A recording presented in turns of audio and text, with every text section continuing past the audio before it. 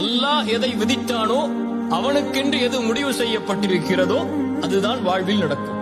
அதனால் இந்த உலகத்தில் ஒரு முஸ்லிமை பொறுத்தவரை எது அவனிடத்திலிருந்து எடுக்கப்பட்டாலும், எது அவன் விரும்பியது நடக்காவிட்டாலும், அவன் தேடிய உறவு கைகூடாவிட்டாலும், அவனை பொறுத்தவரை அவன் மனதில் நினைப்பது இது அல்லாஹுடைய நாட்டத்தில் உள்ளது. என் இறைவன் எனக்கு எப்போதும் நலவைத்தான் நாடி இருப்பான். எனக்கு அநீதம் செய்பவன் இறைவன் அல்ல, எனக்கு நலவு செய்பவன் தான் என் இறைவன். என் தாய் எனக்கு கெடுதல் நினைக்க மாட்டாள், என் தந்தை எனக்கு கெடுதல் நினைக்க மாட்டான், என்னை நேசிக்க கூடியவன் எனக்கு கெடுதல் நினைக்க மாட்டான்.